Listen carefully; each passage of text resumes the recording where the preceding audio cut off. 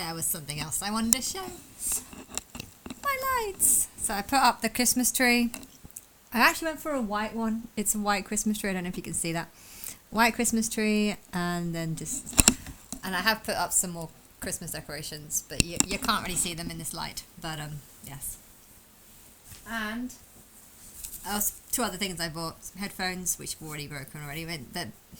I keep having this problem. I've got about 7 different pairs of headphones, but the cord, when you start moving them about, I don't know, sometimes like one of the ears just sort of stops working, and so I bought a new one, hoping that wouldn't happen, and within a week it started happening again. So I don't know what's wrong with the cords, but anyway, and I got that.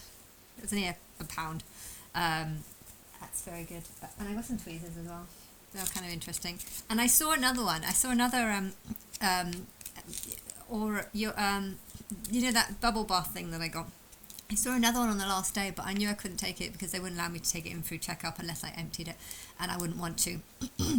But I paid £1.70. I paid £1.20 for it. It was £1.50, but there was also a sort of 20% Black Friday deal as well. So, but yes, if I go, I hid the second one on the last day. I hid it behind, or on the shelf behind it, and if it's still there when I come back in 11 days' time, I'm going to get it, but I doubt that it's still going to be there. But they might have others. You never know. They might like put on new. My hair looks absolutely messy.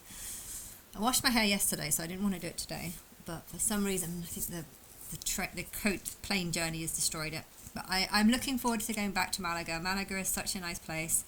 And I think it just reminded me that, you know what, my people are not just going to be people in England. I think if you start seeing England as being your people, and then you start just getting angry and angry and angrier over how your country is falling apart, and your people are clearly just betraying you and hate you, or just helping people that want to kill you. You know, I think you've got to realise that Islam is a very sick religion because of the stuff that's being taught in it. And I think there are so many people that just want to be like, oh, well, I respect their views and I respect their opinions and I respect it, and I'm just going to ignore it, basically. I think there's so many people that are ignoring things in Islam. You know, yes, your prophet married a 6-year-old and had sex with a 9-year-old. You know, there's so many people that would just be like, you know what, that's you do you, and if that's what you do, that I'm going to accept, rather than actually question it and say, well, what does that mean for you? Does that mean that you also think that it's fine to have sex with a 9-year-old? And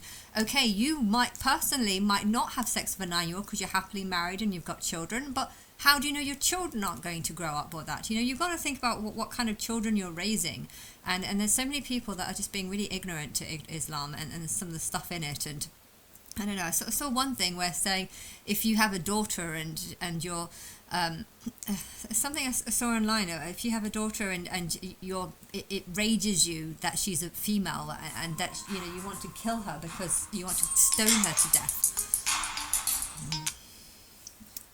Hello?